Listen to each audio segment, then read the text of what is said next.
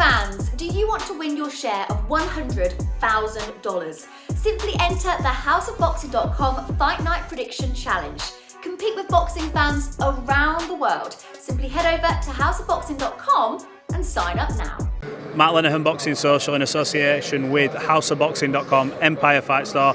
Always a pleasure to catch up with Conor Benn. Conor, it's been a while for me personally. I know you've been speaking to Parsons quite a bit.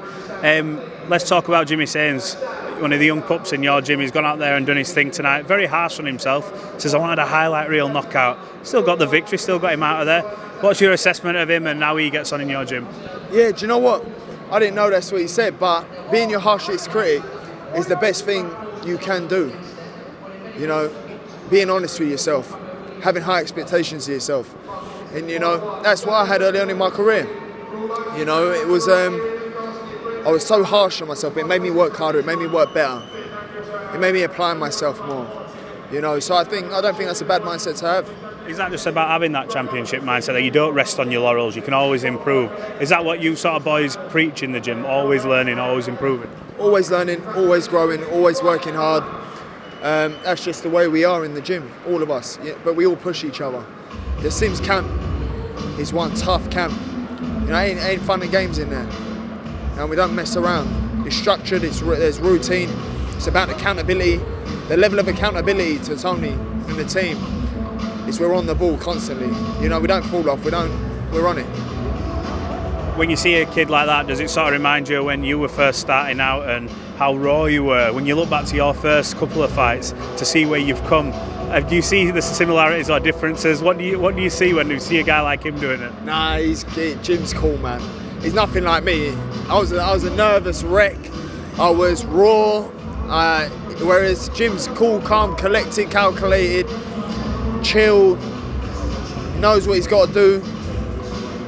And he's a fighter, man. Do you know what I mean? So we've all got that fight in us, but you know, it took me a while to get to where I am now, where I'm sleeping before heading over to fights. I'm having like 3 hours sleep before heading over to the venue. Yeah. You know, so man, he knows what he's doing. He's one of them characters who's just cool, man, and chilled. Well, let's talk about you. Back in boxing, got that fight that you were waiting to get just back in the ring against anybody. You've done that. But since you got out of the ring, has it been a case of itchy knuckles again? We know obviously the fight one's talking about, but how sort of eager and hungry are you to get a date cemented so you can go, right, here we go? Do you know what, man? Just get me a date, man. Get me anyone. That's how I feel. Just get me anyone. Like, anyone at 147, anyone. Really, I want the world title hunt at 147. No, that's the goal for me. Everything else is, you know, for the people. I spoke to your trainer Tony early on, and I said, look, although everyone's talking about this Chris Eubank Jr fight, Conor's still 147, wants to win world titles. At some point now, because talks are going on and on and on, and you had that time out the ring, you've only just got back, you're gonna have to pull the trigger on something soon, because for you want to get back out there. And he said, if it's not done within like the next week or so, we're gonna have to start kicking on. Do you share that same sentiment? Mate, if this ain't done, if this ain't signed, sealed, delivered and announced in the next 3-4 days, get me another fight. Get me another fight. At 147. You've never been shy about who you want to fight. You've called out every name under the sun, from Jerome Boots, Ennis, you know, the list went on and on and on, especially during the time you were out. You're ready for a guy like that now, yourself. You're ready for your Boots, Ennis. I know you always say you fight anyone, but you feel this point in your career, that'll do. Next, let's go. Do you know what? I feel ready, mate. I'm as ready as I'm ever going to be. I'm 27 years old. I've applied myself for, you know, a hard 8 years of training, dedication, sacrifice. I'm ready for them fights. Just give them to me. Feed them to me. Whoever it is, feed them to me. That's how I feel. You know, and after this year and a half out, roughly, it's been a while. It's been a while. I've done nothing but learn and grow and build resilience and strength. Give me anyone. Top 5, anyone. Before we go on to what I think we're going to talk about, how much of a burning desire is it for you to become world champion? How important is that? Because we can all have the big fights and everyone's always like, biggest fights, most money. They don't always often include a belt because it's about names, for instance, you and Chris. But how much of a desire is that yours to go, Conor Benn's a world champion? Listen, the big domestics are what the public want. So the big domestics the public are going to get. There's no fight bigger than this right now. apart from AJ Fury. This has never been done before. This is history. So, you know, let me handle that business first, and then, you know, I'll drop back down to 147 and capture them world titles, which was the original plan anyway. I remember seeing you straight after Chris Eubank Jr. and Liam Smith, the second fight, and one of the first things, not quote unquote, you said, "I'll run through him." Is that how you still feel to this day? You know what, that he gets in that ring with you and you'll be like a steam train and go straight through him. How do you envisage this fight? Like, how do you see it playing out in your mind? Because you've more to your tools than just obviously raw power and aggression, but how do you see it playing out? I go in there, round one, hit him with a 1-2, and then just tear straight into him. Maybe a little feint, a little shimmy, a little crack right hand over the top. Yeah, I mean, listen, there's very many ways, but I steam straight into him from the first round. We won't know what hit him.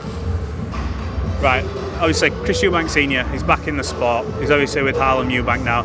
Just get your opinion on, he's obviously been saying he wants Harlem to fight you and things like that. It's good to see Chris back in the sport. What do you make of it? Because obviously things going on there between him and Chris Jr. What's your take on it, your honest take? Do you know what, it's just sad to see, man. You know, this fight is how big it is because of our dads. We are our father's sons. You can't be palming off no nephew or no cousin. We are our father's sons. This is what the public want, you know. So I want him involved in the fight, man, because the fight's happening because of the rivalry that our dads had. You know, so if he wants to, I want him involved. You know, if Junior's not willing to get him involved, then, you know, he can more than happy join the Team Ben camp. You know, it's an advisory role.